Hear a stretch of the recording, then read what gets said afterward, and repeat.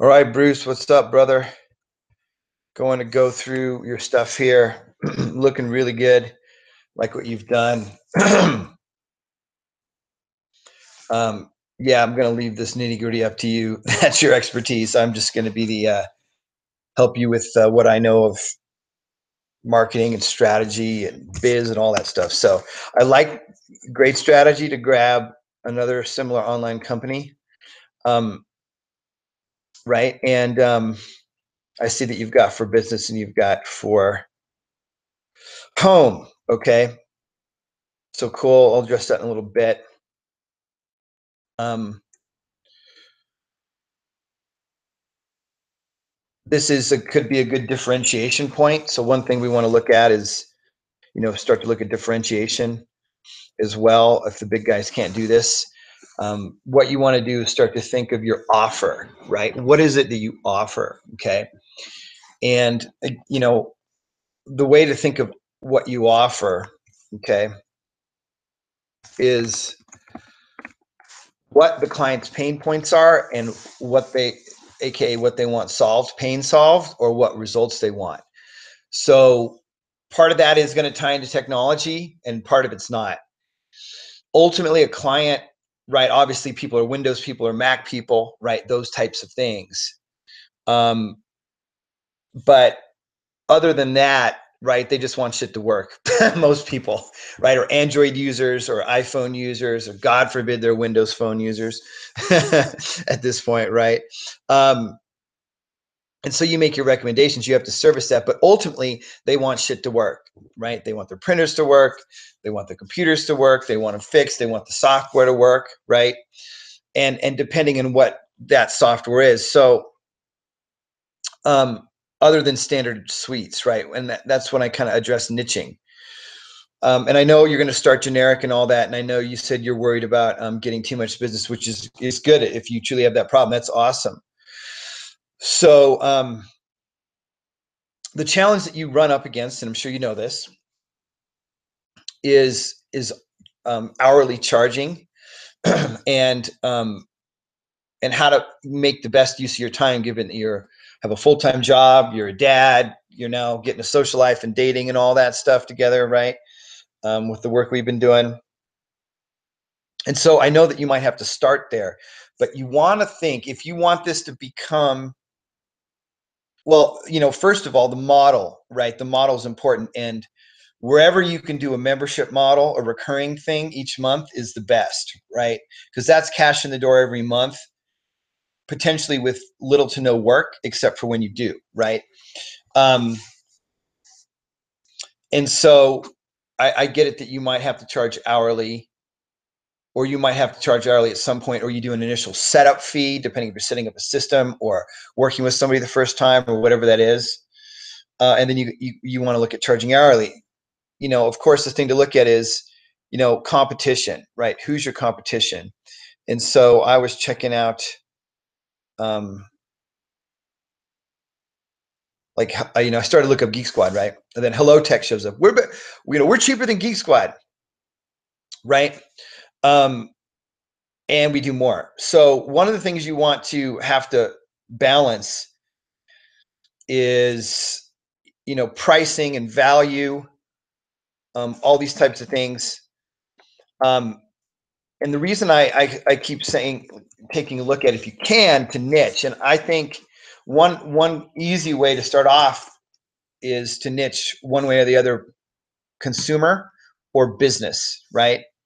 Up to you if you don't want to do it, but two different markets. Um, Business is ideally, I think, the best because you can get, right, more money at one site versus lots of little multiple sites, right?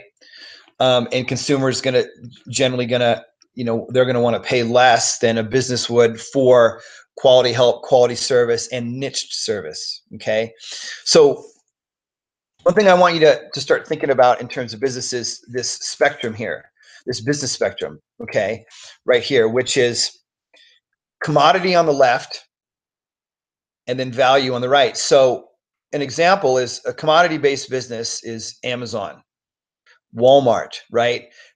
They they make money by doing stuff on volume at the cheapest price they can do. Okay. And tons of different products, commodity-based business. Value-based business is my kind of business, right?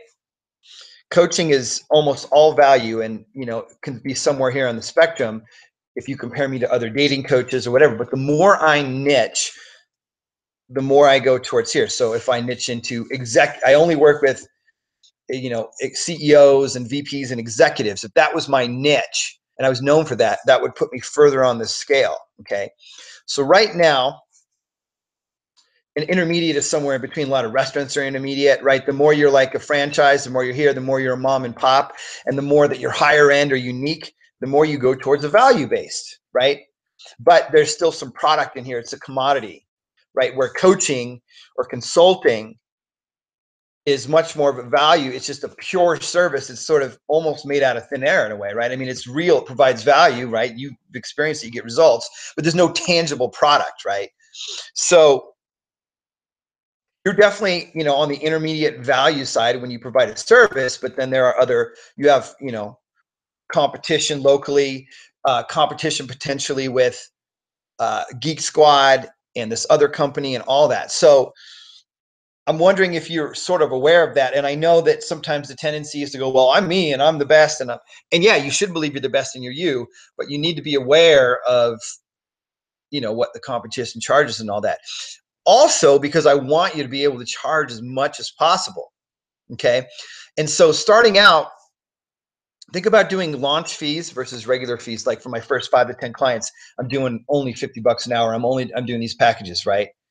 However, you're going to end up packaging it. Again, I'm not super familiar with the model. Looking at how these guys charge it, because people are going to think about Geek Squad. They're going to think about, or maybe they're going to think about the other local person or not, or they're going to take it into, Best Buy or the Mac shop. A lot of Mac people, right? Whatever. Or Apple or whatever, Apple Store. So, and I'm not sure what's around in Lake Tahoe around. I'm sure they have a lot of that stuff. So hope this is making sense, because, one of the things is you're trading time for money. And I think that's a great guarantee. If we don't fix it, then, then you don't pay. And that shows a confidence in your service. That's great. But, you also got to think that when you do get paid, you want to get paid as much as you can, being that, if you're that good.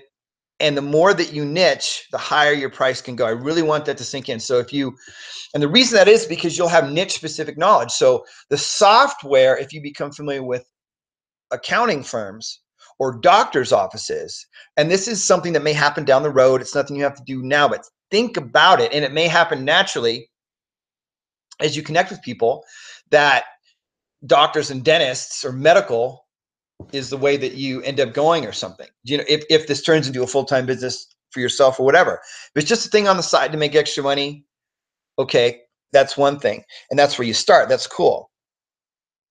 But the sooner that you can start to think this way. So even if right now you're like, I'm open for everybody who needs help, cool. If you want to start there, and I'm doing these launch fees, right?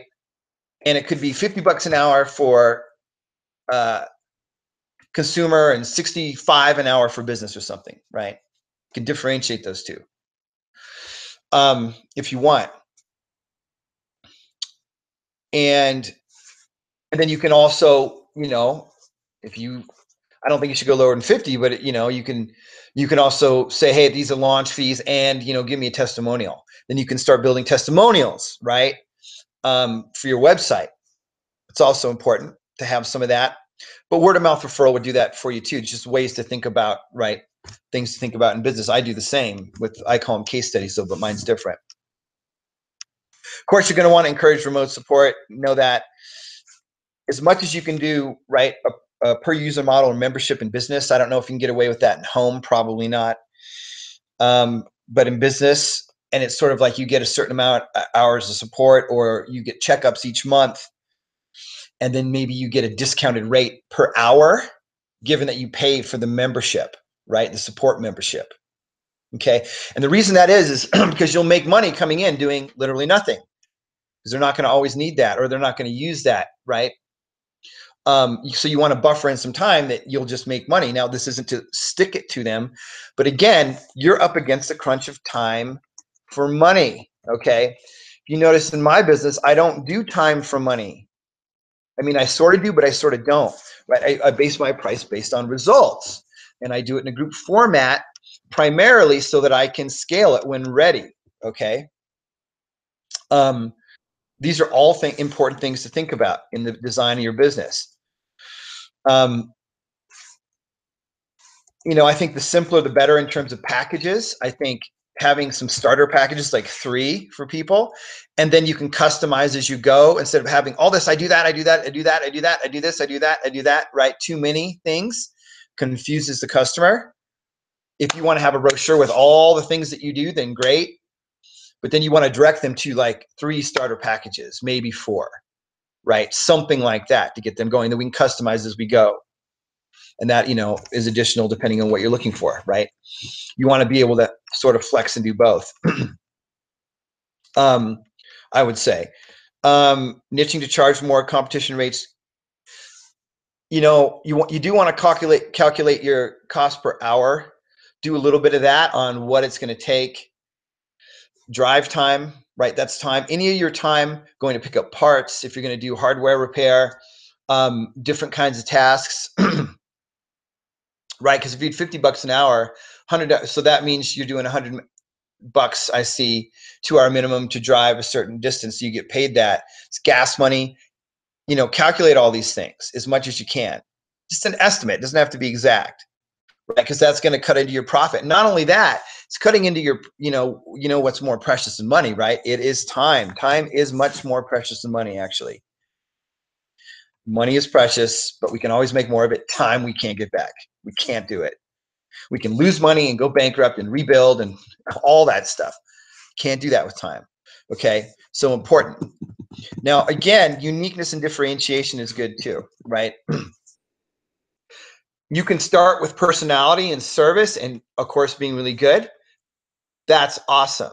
But that's going to go like down the line. That's not going to be enough necessarily, especially if you're going to bring people on, which you're going to want to do if you want to scale it out at all. So you want to constantly be thinking of what makes you different. I constantly do it in my business. I'm constantly doing it now. I'm constantly looking, how can I be more and more unique, right? For me, I know that I can help the ultra shy guy to the extrovert, and I can help this on deep psychological levels that a lot of dating coaches cannot, because of the shit I've had to go through, because I'm a total geek for this stuff, because I love it, and because I want to help the most that I can, and because I also know that a lot of therapy and counseling doesn't turn out for people. And so I push that line on that side. And on the other side, I also specialize in the magnetic attraction, getting the women chasing, not chasing, doing the opposite of, I was thinking about this morning, if a lot of people say learn to be a seducer and do seduction, well, this is magnetic attraction in opposition to it. So you get seduced, right? These are all differentiators that I work on all the time in order to continue to differentiate and niche myself so that I'm more and more unique. I'll stand out more and more. I'll attract more and more the right client, repel more and more the wrong one, and be able to charge more and more as I want. Not that I should or have to, but if I want to, right? And become more and more of an expert. And the same goes for you. Okay. So I'm going to go back to your notes right here. Oh, it's the same page. Duh. So, yeah, I mean, I'm not going to calculate all these numbers per se. You want to make sure that you don't, the thing you want to avoid is attracting grinding clients, grinders, right? Ones that want to grind you down for every nickel and penny. So if you're going to build this kind of stuff, you want to make sure that there's value in there. You can fix it quick. And the thing you don't want to do is grind down on price. Okay. The only people that really can grind down on price are commodity-based businesses. Okay. As a solopreneur, a sole proprietor, you need to go as far away from price grinding as possible. Now, you got to pay attention to the market, but I'm saying, you want to push for that. And when you're starting out, yeah, you may want to charge lower because you want to get the word out, get a good reputation, all that. But think about that. Think about you're valuable. you provide unique things that the big guys don't, and then the other, small to medium guys that are your competition, right, as well. Custom quotes for businesses. Yeah, I know you know how to do all that stuff. Cool.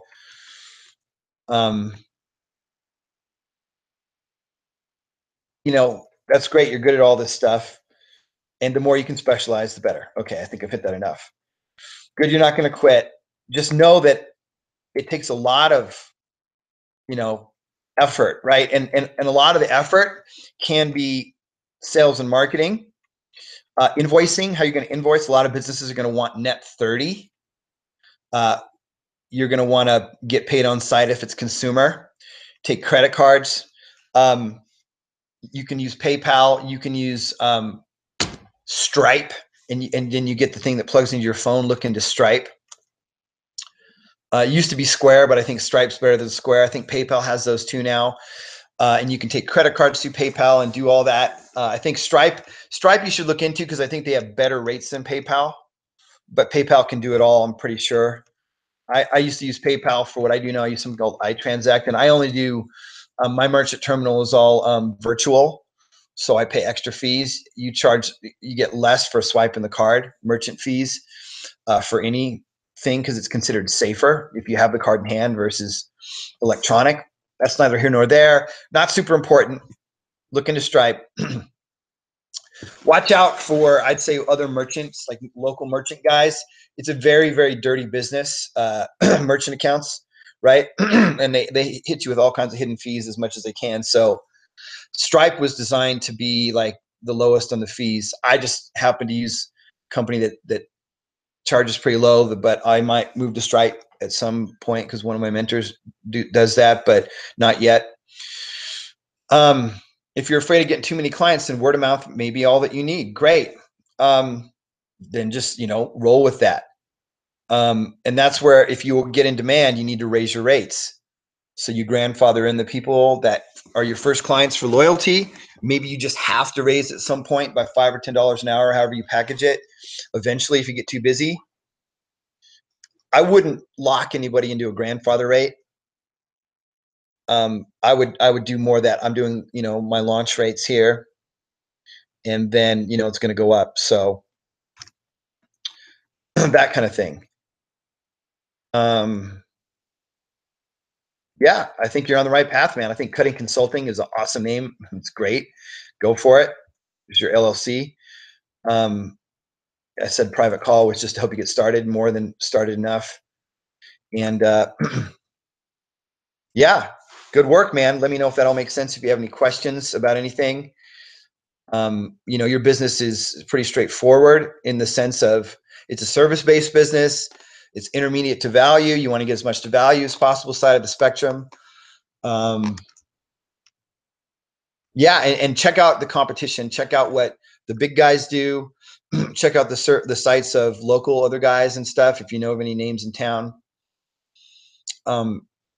even start asking. The good thing about going to networking meetings is asking people who they use, and then you can hear about how their service is and all that. I wouldn't try to poach them directly. I mean, maybe you could, well, you just want to find out. You just want to ask a lot of questions, right? How's the service? You go, happy with them? Oh, great, great. If they're happy with them, don't touch it. If they're not, then that's the way you get into a sales conversation. Oh, great. Well, oh, I'm sorry to hear that, I guess. Oh, I'm sorry to hear that. And then you could, come in and maybe do a free audit or something for a business. I wouldn't do it for personal. I'd do it for business, and take a look, if something like that happened. But I think the main thing is just to do some research and information on the business side. I think you can hit the ground running with consumer, probably business too. But, and I don't want this to be overkill. You just want to be in conversations and putting out and do it as you go. You just want to think about things like, if you're going to do hardware repair and stuff, that's a whole different ballgame, right? Because parts and all that is a whole different ball of wax, right? Rather than just the service. So I'm not sure how you're thinking about that.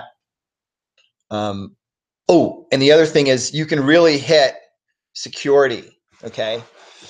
A great thing to do is like darknet and security. So here's a little extra lesson here on marketing. Okay. We are more driven away from pain than we are towards pleasure as human beings. So the example I give is you see 10 hot chicks, super hot models walking out in front of your house. Okay. That might get you to the window, but will it get you outside? Well, it might get you outside, given you work with me and you socialize and stuff now too. But what's going to motivate you quicker? Seeing 10 hot models outside to get out the house, or your house is on fire and it's smoke and you could die? Well, getting out of the, you can make a funny joke argument. Oh, it's the hot models, but it's not true. What's true is the thing that threatens your life, that has you closer to pain or death. Death, it's really extreme, but pain is going to motivate you quicker to do something, right? And the case that we're talking about is to buy something. Okay. So when it comes to your offer and what you market, you want to dial into the pain of the prospect. And so when you talk about security and protection, awesome. Hit that hard. That's going to, and if you're a security expert and protecting people's data and this and that, like, and virus and yada, yada, yada, dude, that's great. I mean, that's even like kind of a niche in itself, right? More than ever, it's important to be protected. Yes, we're going to get your hardware up and running and all this, but did you know that so-and-so data is stolen every year, right? All those kinds of things will help you because, sell antivirus, sell updates and monthly checks and protection and stuff, right?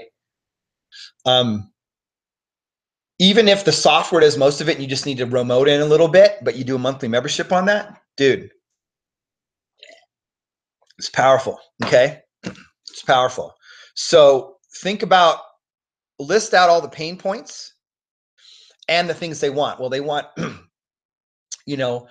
shit fixed when it goes down. They need somebody there to do that. They want to, not get viruses, like all the pain points. They don't want, work to stop completely. They don't want their secretary to stop.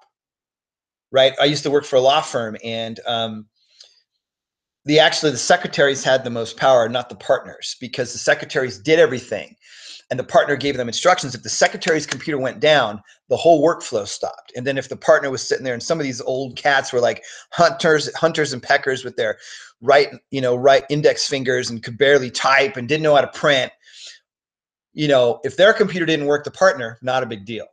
But if the secretary's computer went down, oh man. And so, Mr. Canella, yeah, I had to go up there, but if Lorraine Costa, his secretary, so Italian in New York, went down, boom, you better believe I was up there twice as fast. Okay. So getting to know what those pain points are, especially for businesses, because that's where you're going to make more money and they're more going to be willing to pay because they need it a lot more. They have an urgency for it. They have more users to support, right? You can add more value propositions. So I encourage you to go towards the business market as much as you can. Okay. That's it. Let me know if any questions. A bit of a long one, but I just want to give you a full range there.